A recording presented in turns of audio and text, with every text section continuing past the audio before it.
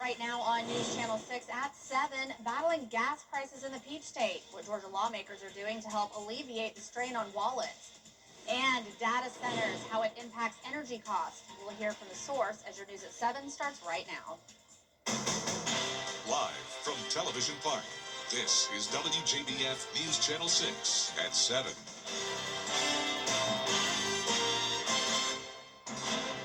Well, good Thursday evening to you. I'm Kim Vickers. Thank you so much for joining us. Our coverage you can count on begins with a break for drivers. Georgia's governor calling for the bill now heads to Governor Kemp's desk. Earlier today, he announced he will sign the bill tomorrow. A bill that would allow South Carolina residents to keep more of their tips is moving forward in the state legislature. The Senate Finance Committee passing the IRS conformity bill, which works to align state tax law with changes to federal tax law. South Carolina lawmakers want to make it so workers could deduct up to $25,000 in tips from their income from 2025 through 2028. Tipped workers who have already filed taxes for 2025 would need to file an amended return to claim the deduction. Everyone has bills to pay. It would help with, rent, groceries, just like day-to-day living life. It would allow me to build a bigger savings and be able to save more money instead of just my paychecks going straight to my bills. The bill is now headed to the full Senate. It already passed in the House. If passed, it will then go to Governor Henry McMaster to sign. And it's time now for a first check of your forecast with Chief Meteorologist Jenna Petracci. Jenna, beautiful days ahead. Yeah, it was great today, Kim. Definitely much warmer than it was over the previous few days. And you can see now on our Terry Lambert Hyundai Skyview cam, we have a pleasant sunset over in Allendale. And today's almanac for Augusta is showing that we started out at 33 degrees. We had some frost this morning, but warmed up nicely in the afternoon to a high of 67, getting closer to the average of 72. And around the CSRA, it's up to around 17 degrees warmer than yesterday. So right now marks the beginning of that warming trend, with temperatures currently in the mid to upper 60s still. 65 in Augusta, 65 in Aiken, 66 in Wrightsville, and 68 in Crawfordville. So pretty consistent temperatures across the board. Low 30s for dew points, so still some very dry air in place with completely light winds. Now, as we look at our satellite and radar, nothing going on. So it's just going to be a peaceful night. Temperatures are dropping into the upper 40s by 11 p.m. So definitely still need a jacket, but you don't have to worry about a frost or freeze for a Friday morning. And that's very fitting considering it's the first day of spring. So temperatures are on board. But I will say it starts to feel more like summertime as we head into the weekend with a high of 88 on Sunday. I'll have more details on your forecast coming up, but back to you, Kim. All right, Jenna, thank you. Well, there is another bump in the road for the Augusta Charter Review Committee. The committee was supposed to meet today to accept the draft charter and send it to state lawmakers, but not enough members showed up and the committee could not conduct its business. That meeting will now be held tomorrow at 1. Committee Chair Marcy Wilhelmi says if the committee cannot conduct business tomorrow, a news conference will be called to explain why the charter needs to be passed. 4 members of the committee who are not at today's meeting because of concerns about the process say the current recommendations should not be sent to the state legislature. In a letter, they say the process is being rushed and that the people of Augusta deserve more time and transparency. They're calling for this process to pause so the committee can continue to work on the charter. For a full look at that letter, just head on over to WJBF.com. Concerns are rising over data centers and potential impacts on energy costs. The Central Electric Power Cooperative supplies all of the power to South Carolina's 19 energy cooperatives. I sat down with them to answer questions many have about how incoming data centers will affect their power bills. This is a growth period for all data centers across the Southeast, across the country. We see it, in news from really around the world. Price tells me the Palmetto State only has one operational data center right now. It's been operational since 2007 and is not responsible for recent high electricity bills. With a Meta data center now under construction in Graniteville, many people are taking to social media, saying they're worried that their power bills are going to keep going up as a result. Price says the co-ops are putting people first to make sure they don't pay for the massive amount of energy data centers use. They've demonstrated they don't want to put a burden on the system.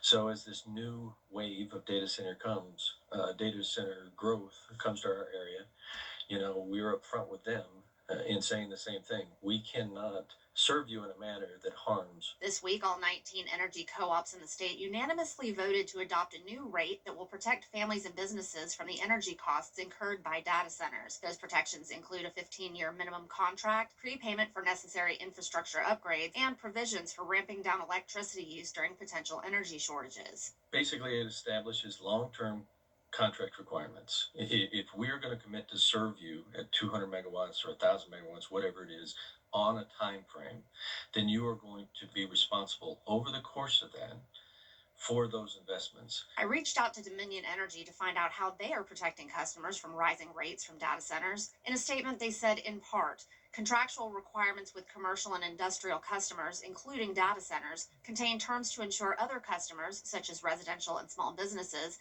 do not unfairly incur additional costs unassociated with their accounts. Students across the CSRA are learning more about cyber and tech careers for the annual Cyber STEM Fest event. The Georgia Cyber Center has been hosting STEM Fest for the past 3 years. Today, middle school students from Richmond, Columbia, and Aiken County schools did a series of activities to learn more about coding and cybersecurity.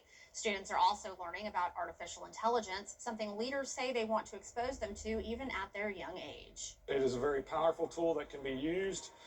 There's also some disadvantages and some ethics challenges that go with this, and so inculcating that knowledge in as early as possible is very important, because the way we use it here for education, for research, again, it's really opened the door to a lot of opportunities. The Cyber Center will host STEM Fest for high school students in October. They especially want to teach that group more about AI as they get closer to graduation. Coming up, March Madness. What the Georgia Bulldogs are doing to prepare for tonight's game. We'll have a live report up next.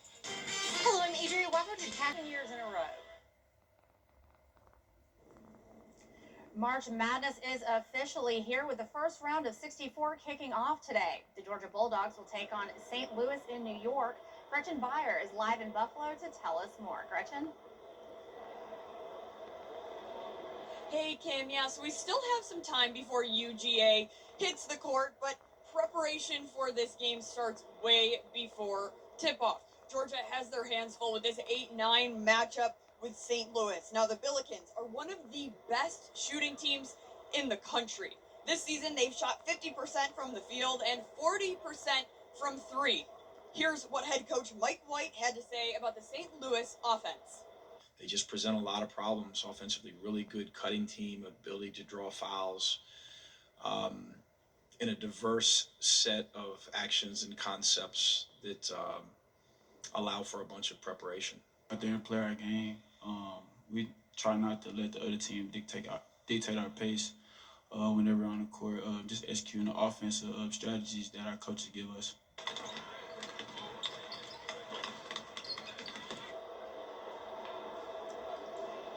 Kim, it's going to be a good matchup here in Buffalo with Georgia and St. Louis tipping off a little later than normal at 9:45. Reporting here in Buffalo, I'm Gretchen Beyer.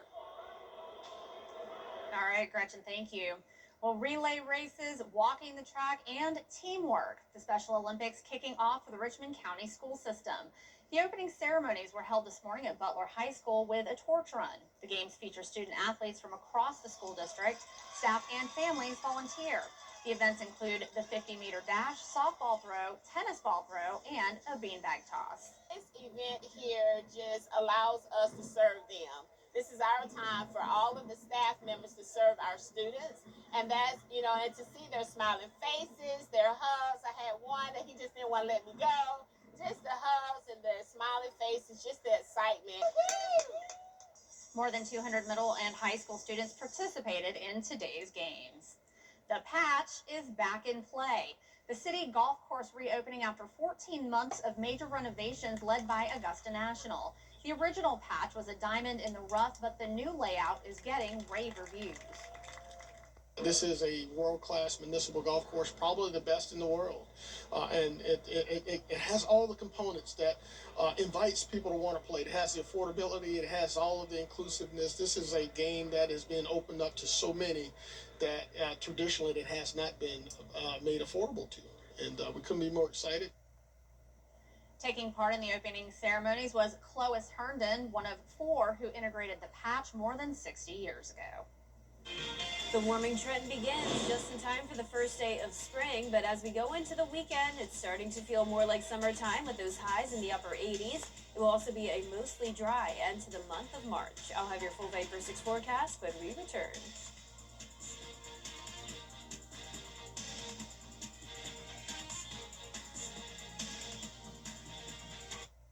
I think this is my favorite. Huh, what do you think of this one? From design and products to removal and installation, Rebath is with you through every step of your remodel. Call us or visit rebath.com and save $1,000 off your complete bathroom remodel. New Corollas. Should we take a look at? What do you think? So here. From design and products to removal and installation, Rebath is with you through every step of your remodel. Call us or visit rebath.com and save $1,000 off your complete bathroom remodel.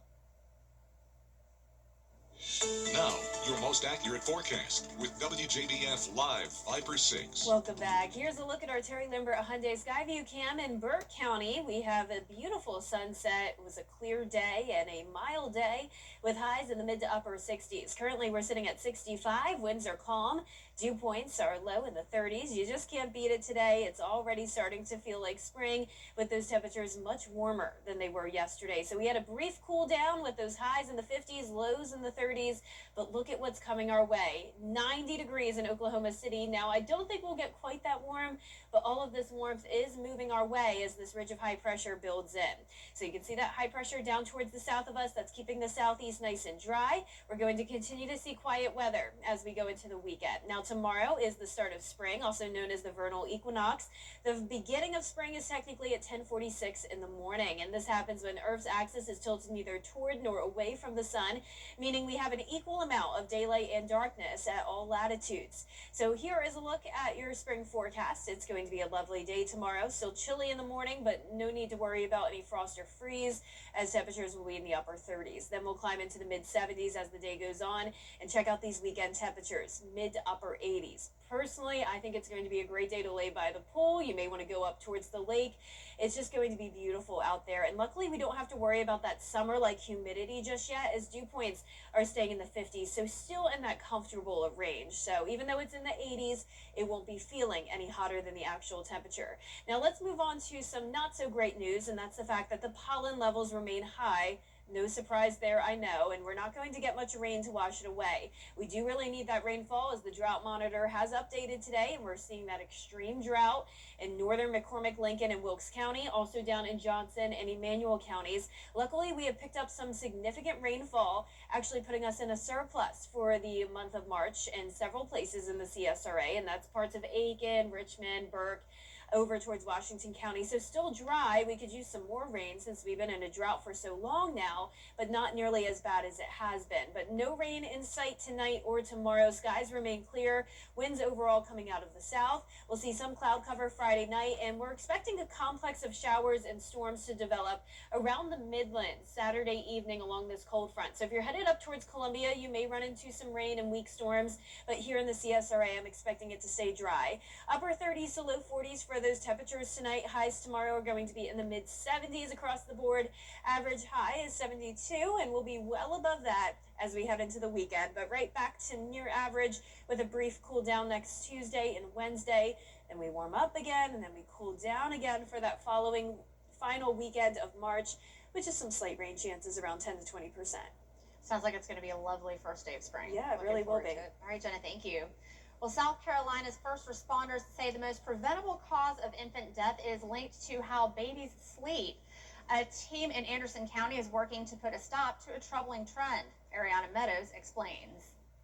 Local and state law enforcement agencies are reviewing recent child deaths and are hoping to educate more families. The message is simple. Safe sleep practices prevent tragedy. Officials say it is unsafe to co-sleep when a baby shares a bed with an adult. First responders say parents mistake this as bonding, but it can turn deadly in seconds. So far this month, there have been 2 unsafe infant sleep deaths in Anderson County. These cases are now under review as a team of experts from law enforcement, EMS, Pediatricians and the coroner's office come together to find out how to put a stop to it. This multi-agency child death review team urges parents and caregivers to follow safe sleep guidelines. They say babies should sleep alone, on their back, in a crib free of blankets, pillows, or toys. Chief Deputy Coroner Don McGowan says these decisions can be the difference between life and death. I've had a lot of families tell me, my 7 kids never had any issues. And that's true. Your 7 kids were very lucky. It still can happen. In Anderson County, Ariana Meadows. How a bill in the Georgia State House can address a major community need. We'll have the details after the break. The hot tub blowout sale. Financial help to prevent homelessness in the state of Georgia is one step closer to becoming reality. Tyler Nicole explains what that means. Over 500,000 Georgia families are considered cost-burden renters, meaning that they are one financial crisis away from experiencing homelessness. House Bill 689 would change that by giving money to homeless prevention programs around the state. Keeping people stably housed costs the community at large far less money, and of course it helps children and families not experience the trauma of homelessness. 76% of people who are in the homeless response system in our community are facing homelessness for the first time. Jennifer Dulong, CEO and Executive Director of Chatham-Savannah Authority for the Homeless, says that number says a lot about the people who need help in the area. It's not that people aren't trying to find work. It's not that people aren't working. It's that they experience a crisis, and that crisis leads them to housing instability and eventually to homelessness. House Bill 689 would help create programs to address homeless needs in the community. Dulong says it costs far less to keep someone in their home than to help a family get out of homelessness. The fact that it costs $25,000 at a minimum per household for households that fall into homelessness to the social response system or the homeless response system, that's an important data point as well. So to keep someone stably housed, they might need support with 1 month's rent. They might need support with 90 days of rent. They might need rapid rehousing funding. They might need assistance with their utility bills to keep them stably housed. Well, that's far less than $25,000. House Bill 689 passed in the House last month with a vote of 148 to 11, and it is now awaiting action in the Senate. The Georgia legislative session ends on April the 2nd. Reporting in Savannah, Tyler Nicole. Coming up, a chance to show off your photography skills and get a laugh. We'll have the story after the break. All right, Augusta. Do you like taking photos of animals and sometimes end up with a funny picture? Well, you might want to think about entering the Comedy Wildlife Awards. They just opened for new submissions, and to celebrate, they've released this collection of previously unpublished photos. The contest is run in partnership with Nikon and is free to enter and welcomes photographers of all levels. Entries will be accepted until June 30th. The winner will receive a 1-week safari in Kenya for 2 people and a unique handmade medal trophy. I have not been able to look at any of these photos, but these are really cool. I'm a terrible photographer. See, those are cool pictures. Mine would be of like my dog jumping in the air with his tongue hanging out or something like that, and it would probably be blurry and terrible. But yeah, these are unique shots. These are really cool. My father-in-law is a big birder. Like, he uses his professional camera. He'll go out birding and take photos of wildlife, not just birds, like alligators and all sorts of stuff he finds. So I'm gonna have to tell him about that. Yeah, I'm much better with like floral. Like if I see some pretty flowers or something, as long as I'm using the portrait, on my camera. Yeah, that portrait setting does wonders. Yes. I took some photos of flowers the other day, posted them on my Facebook, and then I even uploaded them in our system as weather graphic backgrounds because, the quality looks good when you use that portrait setting. Absolutely. And I'm going to be doing that this weekend too, Kim, soaking up the sunshine, enjoying the warmth. Definitely going to be spending some time outside as temperatures will be in the mid to upper 80s. We'll have a brief cool down, but overall still feeling really nice next Tuesday and Wednesday. And then next weekend's the last weekend of March, and we'll have some slight rain chances. I cannot believe March is almost over. I know. Well, that's all we have for now. We'll be back again tonight at 11. Have a great night.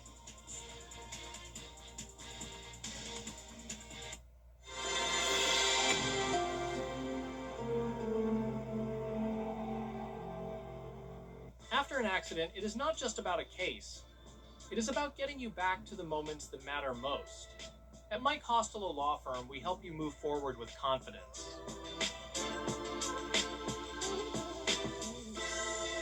At Science Co.,